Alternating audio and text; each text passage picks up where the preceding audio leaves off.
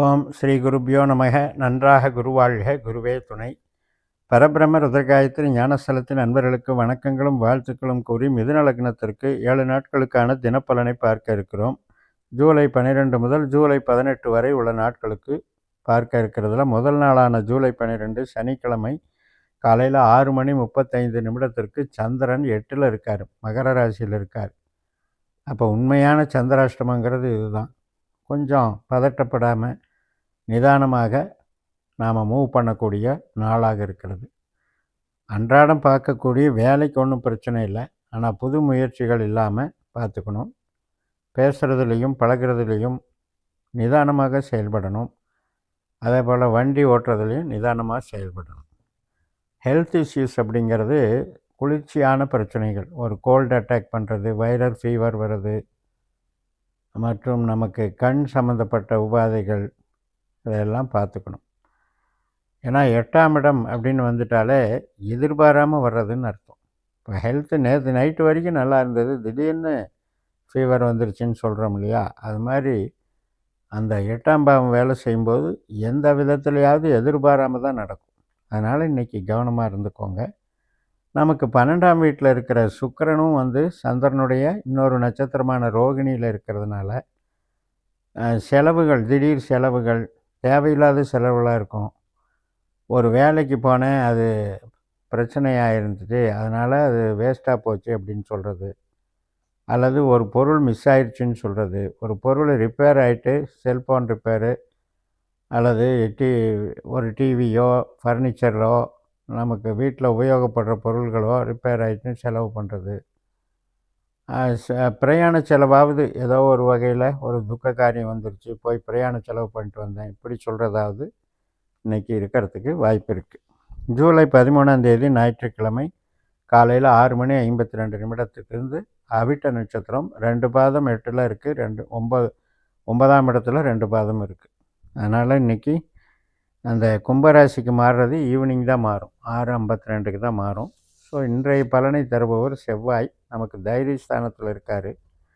செவ்வாயினுடைய பலனை நமக்கு நல்ல முயற்சிகளை கொடுக்குறாரு, துணிச்சலை கொடுக்குறாரு.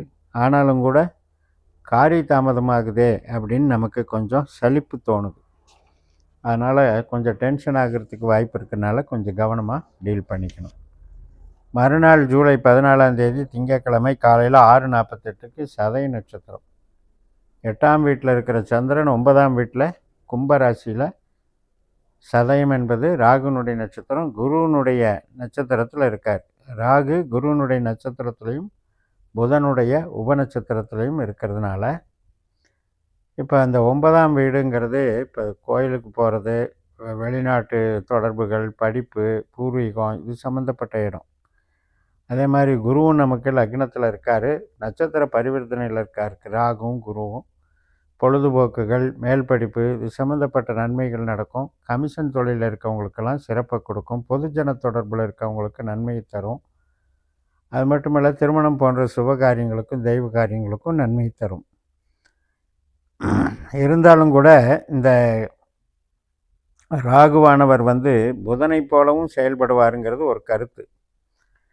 அப்போ புதனை போல செயல்படக்கூடிய அமைப்புன்னு வரும்பொழுது நமக்கு இப்போ ஒரு பூர்வீகத்திலேயோ அல்லது அப்பா கிட்ட இருந்தையோ அல்லது நமக்கு பிரியமானவர்கள் பழக்கமானவர்கிட்ட இருந்தோ ஏதோ ஒரு பணமாகவோ ஒரு பொருளாகவோ ஒரு ப்ரெசன்டேஷனாகவோ கிடைக்கிறதுக்கும் வாய்ப்பு இருக்குது.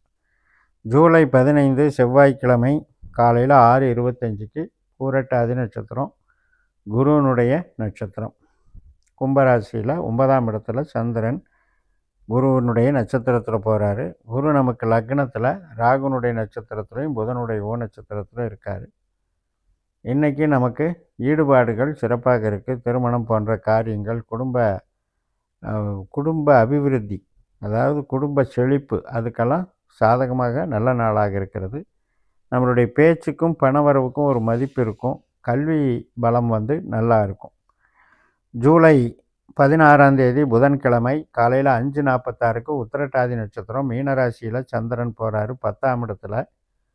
சனியினுடைய நட்சத்திரம், சனி கூடவே சேர்ந்துருக்காரு. சனியும் உத்திரட்டாதியிலே இருக்கார். அப்போ சந்திரன் சனி சேர்க்கை பலன் தொழிலில் நடக்கிறதுனால இன்றைக்கி தொழிலில் ஈடுபாடுகள் அதிகமாக இருக்கும். இருந்தபோதிலும் இந்த சந்திரன் சனி சேர்க்கை வந்து கொஞ்சம் மனசஞ்சலத்தை உண்டாக்கும். தொழில் இருக்கும். ஆனால் அந்த தொழிலை எப்படி செய்ய போகிறோம், அல்லது அந்த தொழில் வந்து நம்மளால் செய்ய முடியுமா, அல்லது அந்த தொழில் வந்து ரொம்ப லாங் லாஸ்டிங் நிலைக்குமா, இப்படியெல்லாம் மனசில் குழப்பங்கள் அடையக்கூடிய ஒரு அமைப்பாக இருக்கும். ஆனாலும் சனி சொந்த நட்சத்திரத்தில் இருக்கிறது மிகச்சிறப்பு. அது ஒரு நன்மை தரும். அதனால் நமக்கு ஒரு பெருமையை கெடுக்காமல் பார்த்துக்கும். சில பேருக்கு ஐடி லைனு இந்த மாதிரி இருக்கிறவங்களுக்கு மாற்றங்கள் ஏற்படுறதுக்கும் வாய்ப்பு இருக்குது. ஜூலை 17ஆம் தேதி வியாழக்கிழமை ரேவதி நட்சத்திரம். இது முதல் நாள் நைட்டு புதன்கிழமையே இரவு வந்து 4:49க்கு அதிகாலையில் தொடங்கிடுது. இந்த ரேவதிங்கிறது புதனுடைய நட்சத்திரம். 10ஆம் வீட்டில் ரேவதி நட்சத்திரம் இருக்குது. அதில் சந்திரன் போகிறார். ஆனால் புதன் வந்து 2ஆம் வீட்டில் புதனுடைய ஆயில்ய நட்சத்திரம் இருக்குது, அதில் இருக்கார். அப்போ இந்த 2ஆம் வீட்டுக்கும் 10ஆம் வீட்டுக்கும் ஒரு கனெக்ஷன். நிறைய பேர் ஆபரணங்கள் வேலை பார்ப்பாங்க, அதாவது தொழில் பண்ணுவாங்க, நிறைய டெக்ஸ்டைல்ஸ் பல்காக இது பண்ணுவாங்க, நூல் வியாபாரம் பண்ணுவாங்க, விவசாயம் சம்மந்தப்பட்டது, நீர் தொழில், உணவு தொழில், அனைத்து விதமான ட்ரேடிங்க்குமே இன்றைக்கி நல்ல நாளாக இருக்கிறது. அதே மாதிரி நமக்கு முதலீடுகள் பெருகக்கூடிய வகையிலையும் இன்றைக்கி வேலை பார்க்கும். அதாவது புறம் சார்ந்து நல்லா இருக்குது. 2ஆம் இடத்துல இருக்கிற புதன் அப்படின்னா 7ஆம் வீட்டுக்கு அது நன்மை பண்ணாது. அதனால் ஏதோ ஒரு வகையில் கணவன் மனைவி உறவில் கொஞ்சம் சின்ன சின்ன வாக்குவாதங்களை கொடுக்கும். குழந்தைகள் மத்தியிலையும் கொஞ்சம் கொஞ்சம் அபிப்பிராய பேதங்களை கொடுக்கும். இருந்த போதிலும் நமக்கு தொழில் வந்து நல்லாயிருக்கும். மறுநாள் ஜூலை 18 வெள்ளிக்கிழமை காலையில் 9:18 அஸ்வினி நட்சத்திரம் தொடங்குகிறது. லாபஸ்தானத்துக்கு சந்திரன் மேசராசிக்கு வந்துடுறாரு. இதில் கேதுனுடைய நட்சத்திரம், கேது 3ஆம் இடத்துல சுக்கிரன் நட்சத்திரத்தில் இருக்கார். செவ்வாய் கூட சேர்ந்து இருக்கார். செவ்வாய் கேது தைரியஸ்தானத்தில் இருக்கார்.